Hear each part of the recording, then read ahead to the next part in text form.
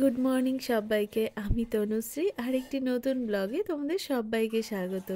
সবাই কেমন আছো? আশা করি সবাই খুব ভালো আছো। আরেকটা নতুন দিন, সুন্দর সকাল শুরু হলো। সকালে উঠে ভালো ঠান্ডা ঠান্ডা লাগছে এখন। কিছুদিন হলো ঠান্ডা পড়েছে কলকাতায়, তাই সকালে এখনই হাঁটতে বেরোচ্ছি না। দেখি কয়েকটা দিন পর থেকে সকালে হাঁটতে বেরোবো। তো নিচে এমনি খুব ভালো লাগে হাঁটতে, তাই সন্ধে করেই হাঁটছি আপাতত। শাকটা সপ্তাহে 4-5 দিন খাবার চেষ্টা করি। তো 2-3 রকম শাক আনতে বলি। লাল শাকটা খুব ভালো লাগে এমনি, এই সময় খাওয়াটাও খুব ভালো। তো সকালে রান্নার দিদি আসার আগে টুকটাক কাজ থাকে। আজকে যেমন শাকটা করতে বলবো, তাই 2-3 বার ধুয়ে জলে আগে থেকেই ভিজিয়ে রাখলাম। তো যেদিন শাকটা করতে বলি সেদিন আগে থেকে আমি জলে ভিজিয়ে রেখে দিই, 2-3 ঘন্টা মতো ভিজিয়ে রাখি। তারপর দিদি এসে আবার সেটা ধুয়ে কেটে কুটে করে নেয়। একদিকে দুধটা ফুটিয়ে নেব, আরেক সাইডে ডিম সেদ্ধ বসিয়ে দিলাম। তো সকালে ব্রেকফাস্টে রুটির সাথে কোনো না কোনো তরকারি হয়, তার সাথে একটা করে ডিম সেদ্ধ খেয়ে নিই।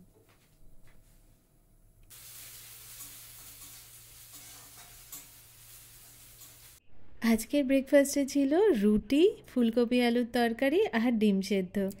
আজ রোদ ওঠেনি, মেঘলা হয়ে আছে। এরকম ঠান্ডাই ভালো, না বেশি না কম, মাঝামাঝি ঠান্ডা। খুব বেশি ঠান্ডা একদমই ভালো লাগে না। কানাডাতে যখন থাকতাম মেন প্রবলেম এটাই লাগতো, এক্সট্রিম ঠান্ডা ওখানে। অনেকেই বছরের পর বছর থাকতে থাকতে অ্যাডজাস্ট করে নেয়, কিন্তু ঠান্ডার সময়টা না প্রচণ্ড ডিপ্রেসিং লাগতো ওখানে।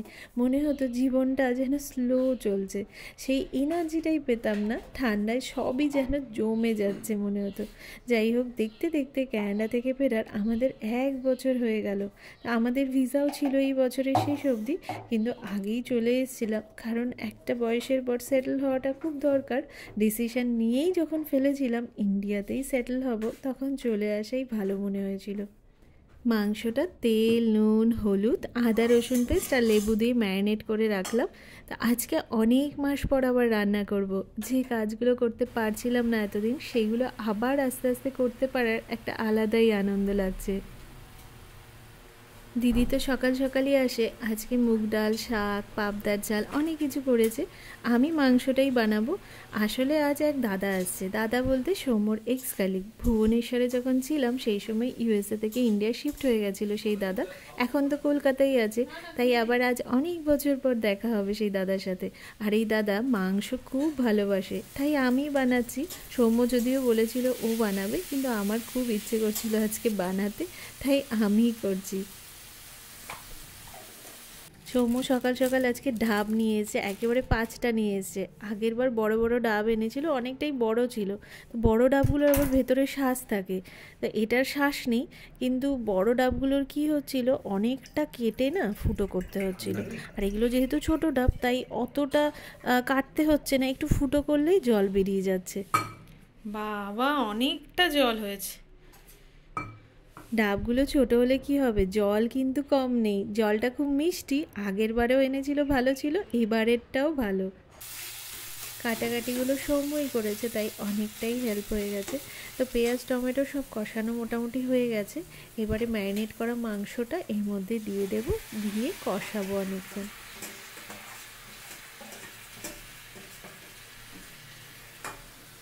অলরেডি আমাদের ঠান্ডার জিনিসপত্র বের হয়ে গেছে। এই কমফোর্টারটা ওয়াশ করতে হতো, তো ভাবছিলাম ওয়াশিং মেশিনে ওয়াশ করবো কি না।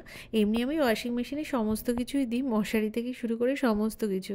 তো ভালোই দেখছি ওয়াশ হয়েছে, আর ড্রাইও হয়েছে অনেকটাই। তো একটু এমনি বাইরে মেলে দিল, রোদ তো সেরকম নেই। ওই কিছুক্ষণ থাকুক, তারপরে নিয়ে নেব। মাংসটা হয়ে এসছে, লাস্টে গরম মশলা গুঁড়ো আর ধনে পাতা দিচ্ছি। এখন শীতে ধনে পাতা যেটাতেই দেবো সেটাতেই ভালো লাগে।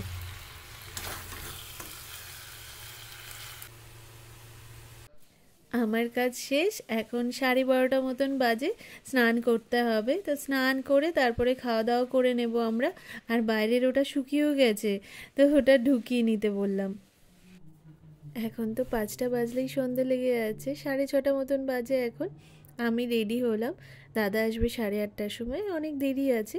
তো নিচে হেঁটে আসবো, ডেইলি হাঁটতে যাই, তো 1 ঘন্টা মতন হাঁটি। জ্যাকেট নিয়েই নামি ডেইলি, কিন্তু হাঁটলে না গরম লেগে যায়, তাই আজ আর জ্যাকেট নিয়ে নামিনি। কমপ্লেক্সটা অনেকটাই বড়, তাই হাঁটার জায়গা পাওয়া যায় প্রচুর।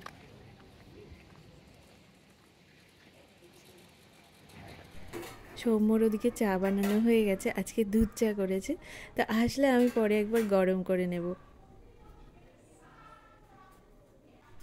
ডাল মাছটা গরম করা হয়ে গেছে, এবার মাংসটা একটু দেখি ঠিক করি। ওই একবার দেখে যা,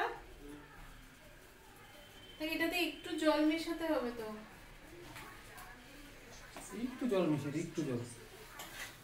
দাদা চলে এসছে, চাটা গরম করে দিলাম দুজনকেই। তো আমি এমনি নর্মালি দুধ চা খাচ্ছি না, কিন্তু মাঝে মধ্যে ওই খেতে ইচ্ছে করে, তো আজকে একটু খেলাম চাটা। অনেক গল্প হচ্ছিল দাদার সাথে, ইউএসএ ক্যানাডারও প্রচুর গল্প হলো। তো আমরা বলছিলাম যখন ক্যানাডাতে থাকতাম তখন কি হারে বাড়ছিল সব কিছুর দাম, গ্রসারির দাম, তারপরে রেন্ট, সব কিছুই বাড়ছিল। তো দাদাও বলছে হ্যাঁ ইউএসএতেও সব বাড়ছে, আগে যেখানে থাকতো এখন সেখানে সব কিছুই বেড়ে গেছে, রেন্ট বলো, গ্রসারি প্রাইস, সব কিছুই। আরও বলছিল যে ক্যানাডা থেকে ভালোই করেছিস চলে এসছিস, সম্পর্ক খুব খারাপ হচ্ছে দিন দিন ভারতের সঙ্গে। সবাই কি করে ক্যানাডাতে যেই 1 থেকে 1.5 বছরের মধ্যে বেবি প্ল্যান করে নেয়, তাহলে কি হয় বাচ্চা ক্যানাডিয়ান সিটিজেন হয়ে যায়। আমাদের কেউ বলেনি তা না, কিন্তু আমাদের ক্যানাডিয়ান সিটিজেন করার অত মাথা ব্যথা ছিল না, কারণ যখন থাকবোই না ওখানে, ওখানকার সিটিজেন করে কি করব। আর সত্যি বলতে এখানেই প্ল্যান করতে চেয়েছিলাম বরাবর, পুরো ফ্যামিলি এখানে, ওখানে সব একা একাই হয়ে যাবে, কেউ কিছুই দেখতে পারবে না, এটা কিন্তু চাইনি। আর সবাইকে দেখে সবার সাথে একসাথে বড় হোক, এটাই চাই। দাদা এখান থেকে অনেকটাই দূর ফিরবে, তাই সব গরম করে আস্তে আস্তে বাড়ছি, নইলে আবার দেরি হয়ে যাবে ফিরতে ফিরতে। তো ভাতের সাথে স্যালাডটা কেটেছি, ডাল আছে তাই একটু চিপস দেব, আর পাবদা মাছের ঝাল দিলাম, আর মাংসটা দিচ্ছি, মাংস খুব ভালোবাসে তাই বেশি করেই দিচ্ছি, আর লাস্টে মিষ্টি দেব। কোথায় যাবে তখন? কিছুদিন পরে তো সবার আগে তো চোখ পড়বে এভিয়েশন ইন্ডাস্ট্রি। মানে যদি তোর ওই কার্বন এমিশন কম করার টার্গেটটা যদি মিট করতে চায়, সবার আগে কোথায় টার্গেট করবে? Aviation industry. সবার চেয়ে বেশি তোরাই খায়। আর বিশেষ করে ওই জায়গাটা আমি কভার করছিলাম, এখন তো চিটার পার্কে আমি 1 মিনিটের মধ্যে বেরিয়ে চলে যাবো। এখন সব রেস্টুরেন্টগুলো খালি হয়ে গেছে।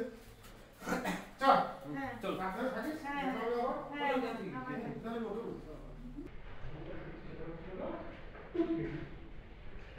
সাড়ে 10টা বেজে গেছে, সৌম্য আসলে আমরাও খেয়ে নেব। তো চলো আজকের ভিডিও এখানেই শেষ করছি, তোমরা সবাই সুস্থ থেকো, ভালো থেকো, আবার একটি নতুন ভিডিওতে খুব তাড়াতাড়ি দেখা হচ্ছে।